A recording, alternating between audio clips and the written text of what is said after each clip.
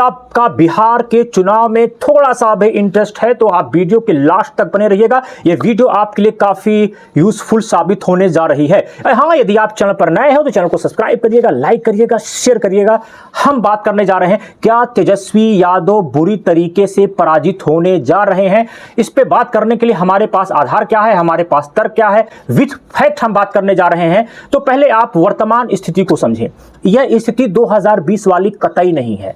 2020 में प्रशांत किशोर या जन स्वराज जैसी पार्टियां नहीं थी, लेकिन अब के चुनाव में जन स्वराज और प्रशांत किशोर का जो ग्राफ धीमे धीमे बढ़ रहा है वो डेंट करने जा रहा है। या तो कुछ एनडीए को करेगा, कुछ आपके तेजस्वी यादव यानी महागठबंधन को भी करेगा। तेजस्वी यादव कहां चूक कर बैठे, इन्हें हम एक एक पॉइंट में समझें। नंबर 1, तेजस्वी यादव बिहार के बड़े चेहरा हैं, महागठबंधन के बड़े नेता हैं।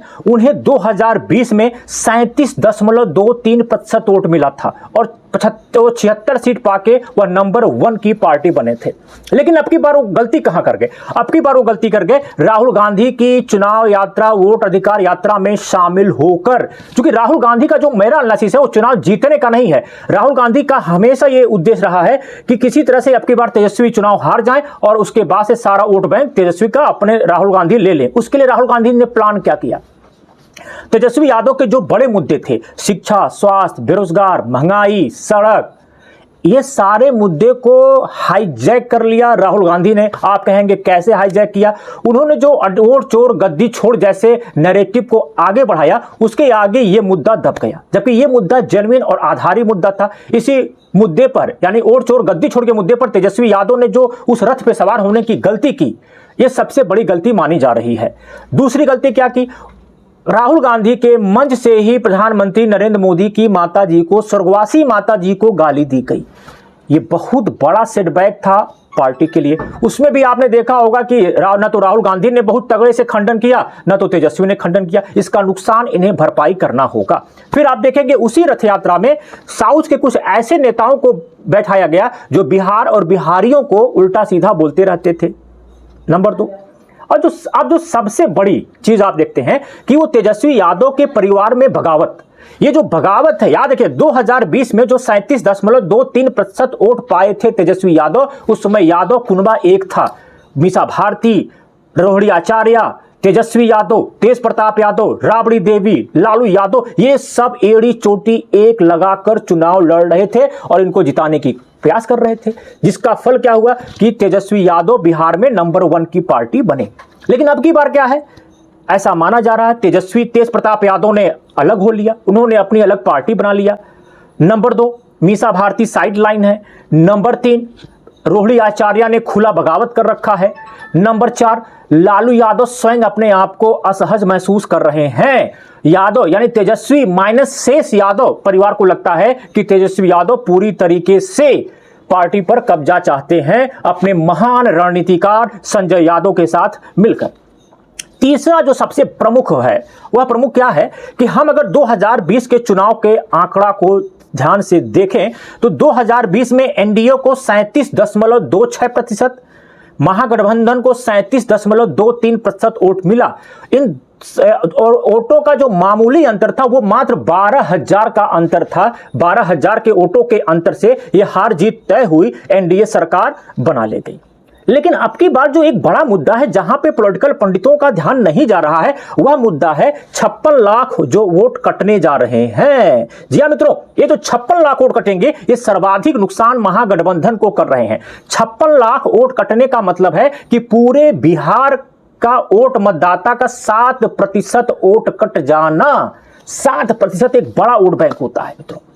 आप यह मानिए कि ये जो 56 लाख वोट कटेंगे वो प्रत्येक सीट पर 23,000 फीट बैठेंगे, यानी कि प्रत्येक विधानसभा की जो 243 सीटें हैं उसमें 23,000 वोट मायने रखता है। लेकिन आपको एक और आश्चर्य होगा, जो मैं आपको आंकड़ा देने जा रहा हूं मित्रों, वह आंकड़ा है कि 243 सीटों में 11 ऐसी सीटें हैं जहां पर हार जीत का अंतर 1,000 है। अब सोचिए वहां 23,000 गायब हो गए।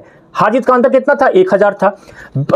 शेष 55 सीटें ऐसी हैं जहां पे हार जीत का अंतर 3,000 था और 52 सीटें ऐसी हैं जहां पर हार जीत का अंतर 5,000 वोट का था। लेकिन यहां अगर प्रति विधानसभा 23,000 वोट कट रहे हैं, तो इसका मतलब कि सर्वाधिक नुकसान जो होने जा रहा है वो महागठबंधन को होने जा रहा है, तेजस्वी बाबू को होने जा रहा है। उन्हें अभी बहुत कड़ी मेहनत करने की जरूरत है।